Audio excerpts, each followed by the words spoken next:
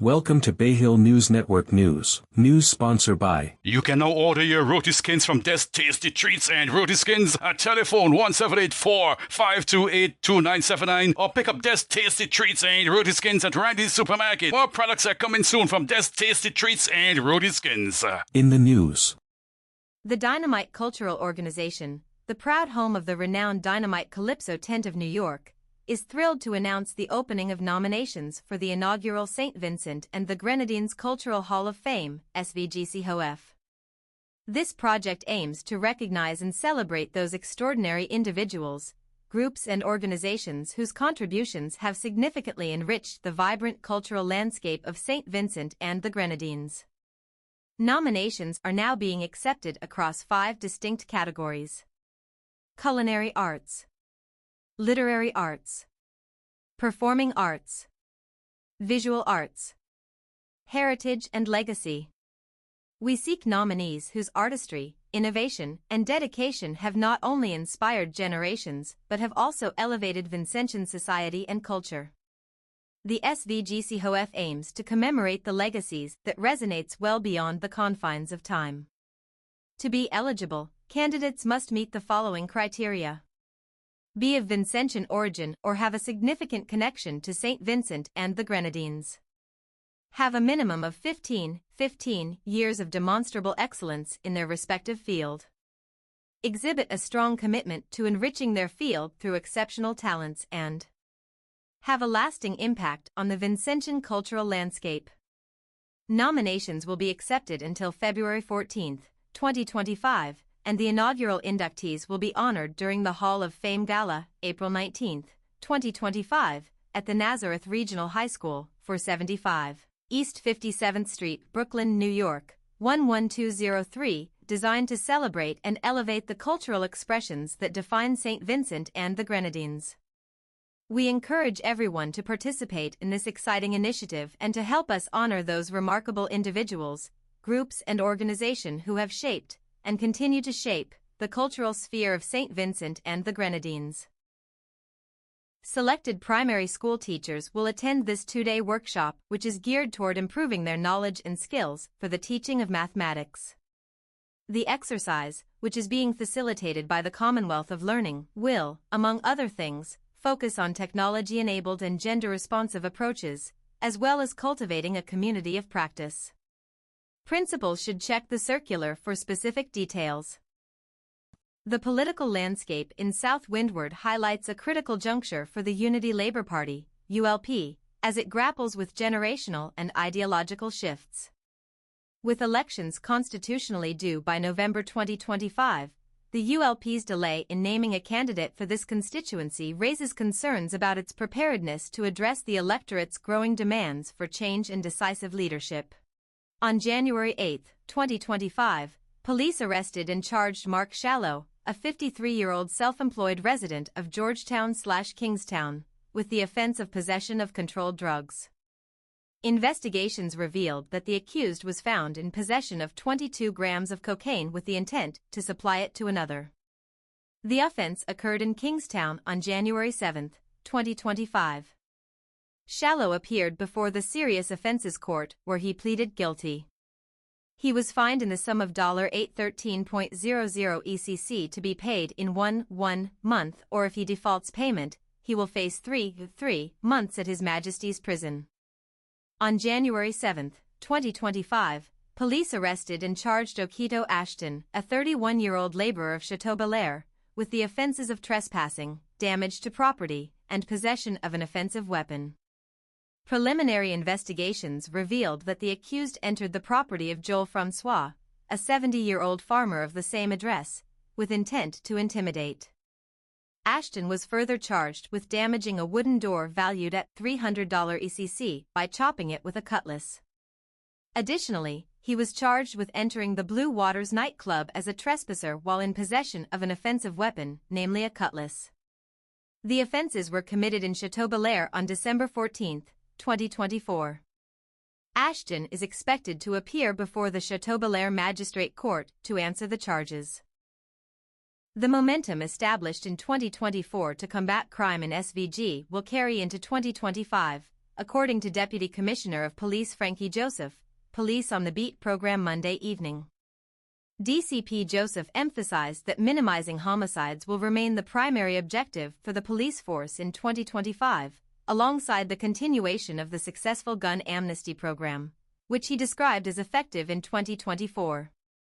Assistant Commissioner Trevor Bailey, who is in charge of crime, also addressed public concerns over the rise in the country's crime rate, particularly in relation to homicides.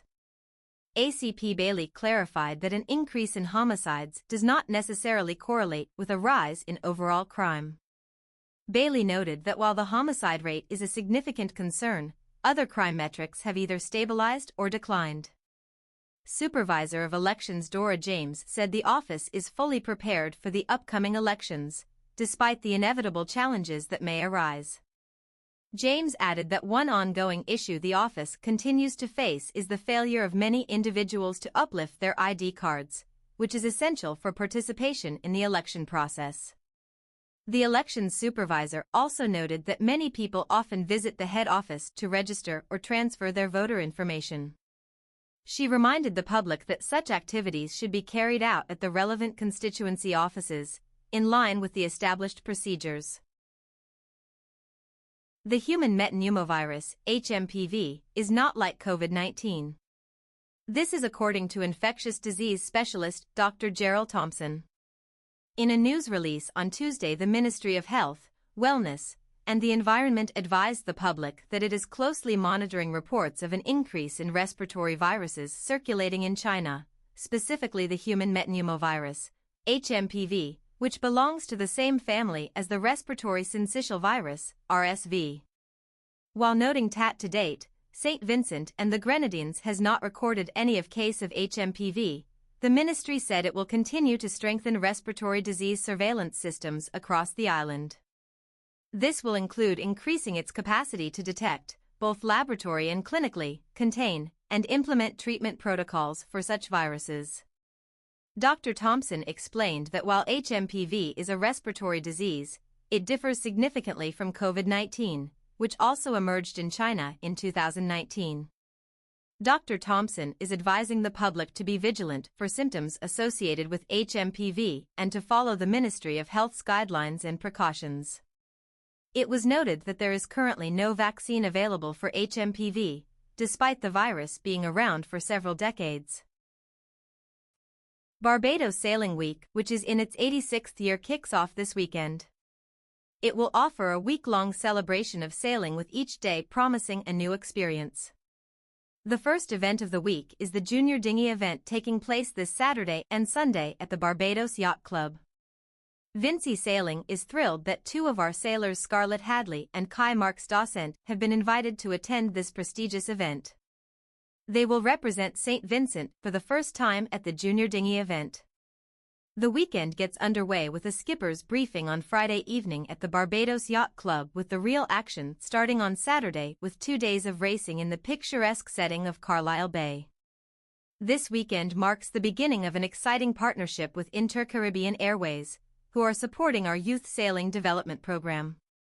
Their commitment to regional sport development extends beyond just providing flights for this event, demonstrating their dedication to nurturing young Caribbean talent. This is the third year that our sailors are attending regional and international regattas, and support from companies like Inter-Caribbean will play a vital role in the development of our sailors, helping them reach the world stage.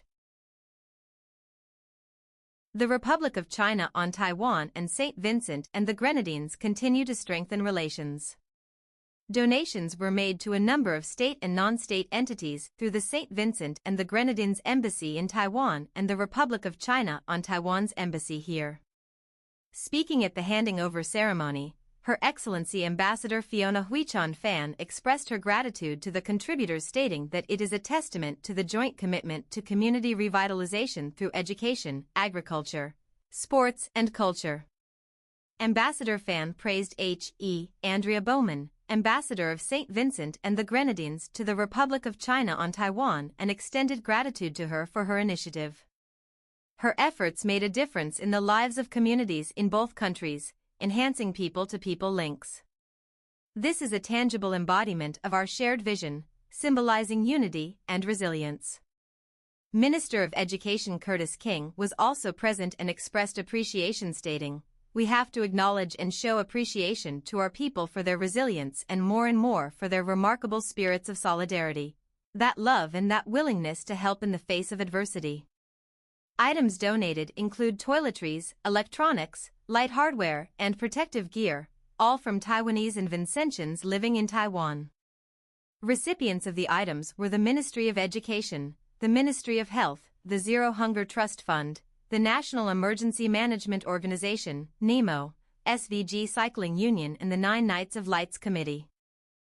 The House of Assembly in St. Vincent and the Grenadines will convene Thursday, January 9, 2025, at the Parliament Building for the 5th session of the 11th Parliament. During this session, the 2025 estimates of revenue and expenditure for the country will be formally presented. The session will begin at 9 a.m. We move to the regional news. A 5-year-old child is suspected to have perished in a blaze on Whitehall Avenue in St. Andrew this afternoon. The child was reportedly at home with her grandmother when the fire started. Deputy Superintendent Randy Sweeney from the St. Andrew North Police Division confirmed the incident. Firefighters are currently performing cooling-down exercises. Dominica's Prime Minister Roosevelt Skerrit on Wednesday said that the government will undertake a further review of the island's minimum wage and will also be moving towards reducing corporation taxes this year. "I would say to you with respect to the economy, our revenue for the first 6 months for the financial year 2024 to 25 is better than the same period 2023 to 24, Skerrit said during a live interview with the state-owned DBS radio. Corporal Dermond Dawson has been dismissed from the Belize Police Department following a highly controversial incident last year at the San Ignacio Police Station, where he was caught on camera sexually assaulting a female colleague. The incident, which took place on Valentine's Day, saw Dawson approach the female officer from behind and grope her breast. The officer immediately defended herself by slapping Dawson, prompting him to retaliate by striking her in front of other officers. A disciplinary tribunal reviewed the case and found Dawson guilty of multiple charges, including prejudice to good order and discipline, striking a member of the Belize Police Department, and engaging in conduct of major consequence. The severity of these violations resulted in his termination from the police force. Dawson now faces further legal repercussions, as his trial for harm and sexual assault is set to commence next week. The incident has drawn widespread condemnation and raised concerns about accountability and professionalism within the Belize Police Department. Officials have stated their commitment to fostering a work environment built on respect and discipline to prevent similar occurrences in the future. Foreign ministers from Caribbean nations and Benin on Wednesday discussed sending troops to Haiti, saying stability in the strife-torn nation was symbolic to all Black people around the world. Poverty-stricken Haiti has been ravaged for years by gang violence and political instability. For all Black people in the world, Haiti is symbolic. It is the first Black republic in the world, and so if Haiti falls, all we Black people fall with it, said Benin's Foreign Minister, Olusegun Bakary. He said discussions were underway to send troops to Haiti to support and strengthen security in the country.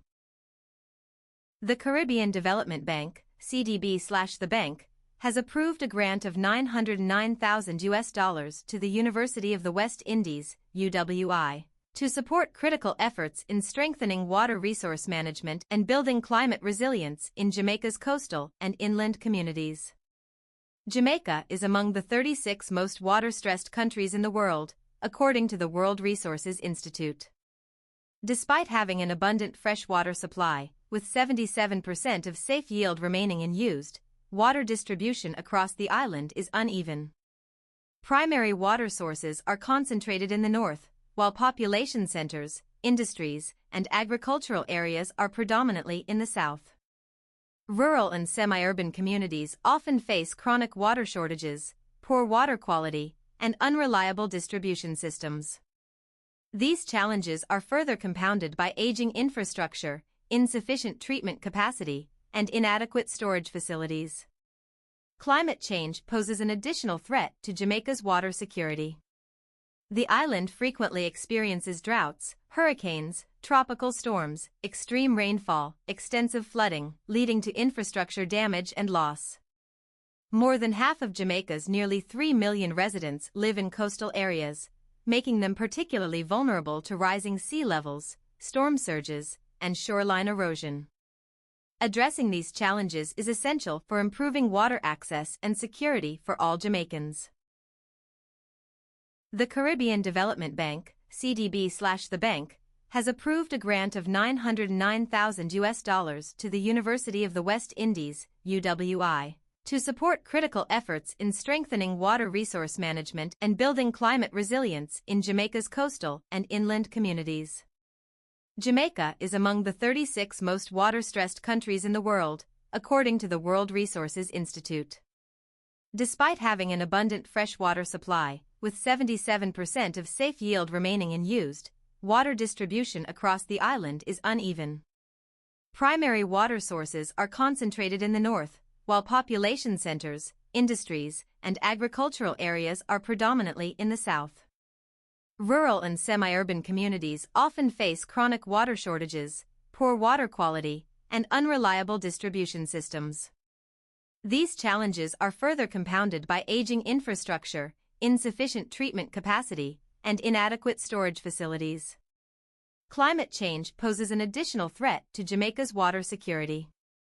The island frequently experiences droughts, hurricanes, tropical storms, extreme rainfall, extensive flooding, leading to infrastructure damage and loss. More than half of Jamaica's nearly 3 million residents live in coastal areas, making them particularly vulnerable to rising sea levels, storm surges, and shoreline erosion. Addressing these challenges is essential for improving water access and security for all Jamaicans. The Technical Assistance, Strengthening Water Resource Management and Climate Resilience in Coastal and Inland Communities, Jamaica project targets the coastal community of Port Maria and the inland Kingston and Rio Cabra basins. Project funds will be used to finance consulting services and procure goods and services aimed at strengthening water resource management and enhancing climate resilience in coastal and inland watershed communities in Jamaica. Activities will include a comprehensive assessment of water resources in the Kingston and Rio Cabra basins, the design and development of gender-responsive and socially inclusive flood early warning systems, and the enhancement of knowledge, awareness, and capacity building for vulnerable communities. The remaining $355,220 of the total project cost of $1,264,220 will be provided by the UWI as counterpart funding. Trinidad and Tobago's junior tennis ace Makeda Bain has been selected for the prestigious Grand Slam Player Development Program, GSPDP, and to be part of the Confederation of Tennis of Central America and the Caribbean, COTEC, under-14 touring team. Bain, 12, will join another girl and 2 boys to participate in South American Tennis Confederation, COSAT, tournaments across Colombia, Ecuador, and Peru from January 16 to February 8, 2025. The sports company of Trinidad and Tobago, SportTT, has congratulated Bain on her achievement. SportTT is incredibly proud of Makeda's achievements and wishes her the very best on this exciting journey. Keep shining, Makeda, the company said.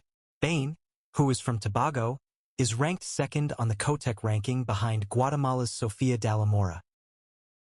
The Antigua and Barbuda Workers Union, ABWU, says the latest attempt by the Gaston Brown administration to impose a significantly reduced severance settlement of 32% on the workers of LIAT 1974 Ltd is a stark betrayal of its proclaimed commitment to workers as a so-called labor government.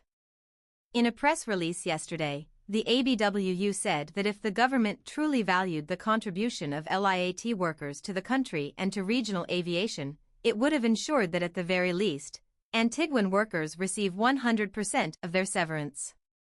Meanwhile, the government of Barbados, the largest LIAT shareholder, began making its final payments to their workers in 2024, and the St. Lucian government has also satisfied their workers' right to severance.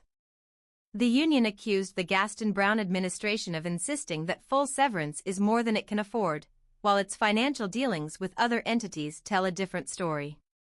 The Grenada government has launched a major initiative to boost its livestock sector with the importation of 466 purebred animals from the United States, representing an investment of over $4 million East Caribbean dollars aimed at enhancing the nation's food security.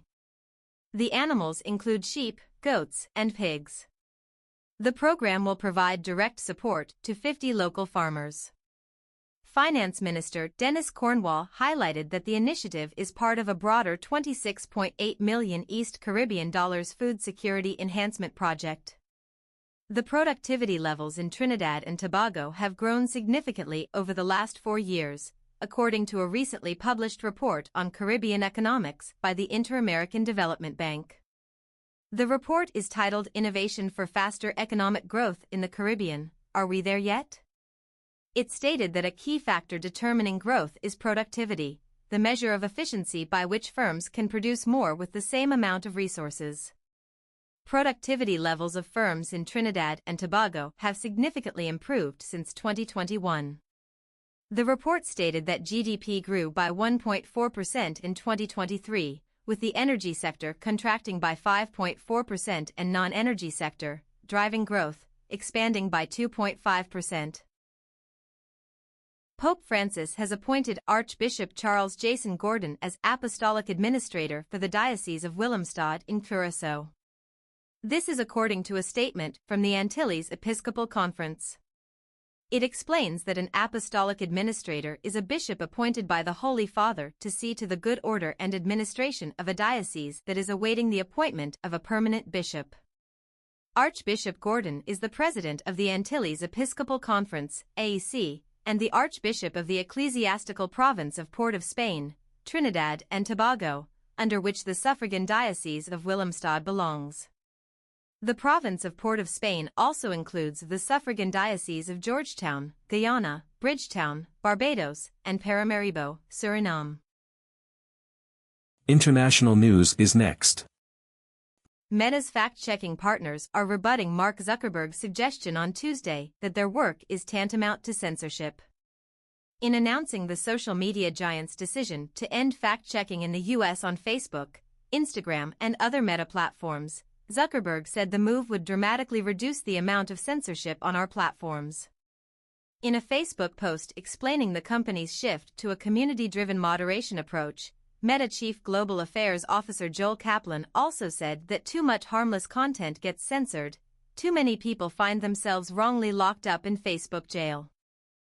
Mexico's President Claudia Sheinbaum responded sarcastically on Wednesday to President-elect Donald Trump's proposal to change the name of the Gulf of Mexico to the Gulf of America, saying North America should be renamed America Mexicana. President Biden added a new title on Wednesday, great-grandfather. His granddaughter, Naomi Biden Neal, gave birth to her first child, a boy, with husband Peter Neal in Los Angeles. Biden, who was in LA and saw the baby at the hospital, announced the birth at the end of an official briefing on wildfires in Southern California. The baby's name is William Brannon Neal IV, according to an Instagram post from the First Lady that also included a photo of her and the president with their new great-grandson. U.S. private payrolls growth slowed sharply in December, the ADP National Employment Report showed on Wednesday. Private payrolls rose by 122,000 jobs last month after increasing by an unrevised 146,000 in November. China expanded the scope of consumer trade-in scheme for home appliances and will give more subsidies for digital purchases this year, in efforts to revive sluggish domestic demand, an official policy document showed on Wednesday. The statement did not specify the total cost of the incentives. However, a finance ministry official said at a press conference on Wednesday that the central government had so far allocated 81 billion yuan, $11.05 billion, for consumer goods trade-ins to support consumption for 2025. China last year apportioned about 150 billion yuan from the 1 trillion yuan special treasury bonds issuance to subsidize replacements of old appliances, cars, bicycles and other goods. Officials said that campaign had achieved positive effects. This end of Bay News Network news. News sponsored by. You can now order your Roti Skins from Des Tasty Treats and Roti Skins at telephone 1784-528-2979 or pick up Des Tasty Treats and Roti Skins at Randy's Supermarket. More products are coming soon from Des Tasty Treats and Roti Skins. Audio Jungle.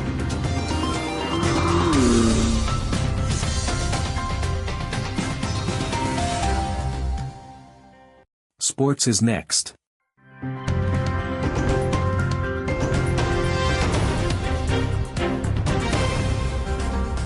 Audio Jungle.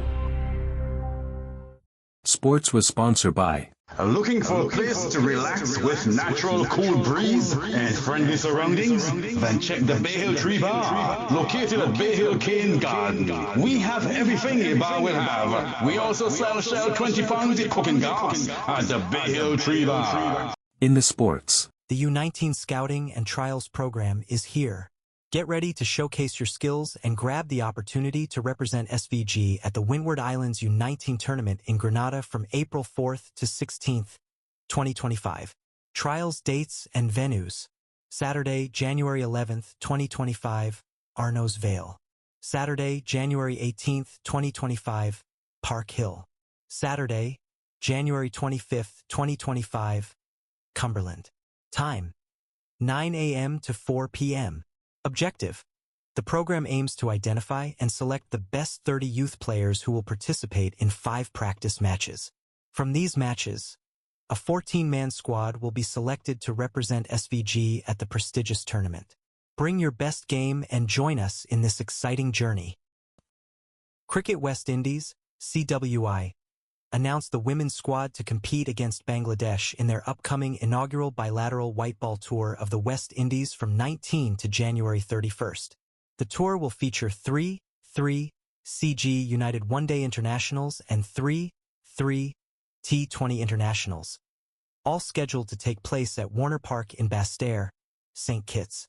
This marks the West Indies women's first ever bilateral series against Bangladesh, and it is Bangladesh's first bilateral series tour of the Caribbean, as both teams continue their preparation for upcoming ICC events. The SVG Cricket Association proudly extends heartfelt congratulations to Janelia Glasgow on her well-deserved recall to the West Indies senior women's team for the upcoming Bangladesh tour to the Caribbean. Cricket Game St. Vincent and Grenadines Palm Tree. Your hard work, determination, and dedication continue to inspire us all. The entire nation is behind you as you step onto the international stage once again. Best wishes for a successful series. Continue to make us proud. For the first time since January 2020, St. Lucia will host games in the West Indies Championship, the region's 4-day men's cricket tournament. After significant investment in the Darren Sammy Cricket Ground, DSCG, for last year's ICC Men's T20 Cricket World Cup, the venue will host 2 matches involving the Windward Islands Volcanoes in this year's first-class competition, which gets underway with 4 matches from January 29th. The 8 teams, including 2-time defending champions Guyana Harpy Eagles, will play a total of 28 matches over 7 rounds between January and April. The first fixture for DSCG will be a round 4 clash against the Leeward Islands Hurricanes, March 5th to 8th. The other will be a round 6 tilt against 2022 champions Barbados Pride, April 3rd to 5th. This end of our sports news. Sports was sponsored by. Looking for a place to relax with natural cool breeze and friendly surroundings? Then check the Bay Hill Tree Bar, located at Bay Hill Cane Garden. We have everything a bar will have. We also sell Shell 20 pounds of cooking gas at the Bay Hill Tree Bar. Audio Jungle.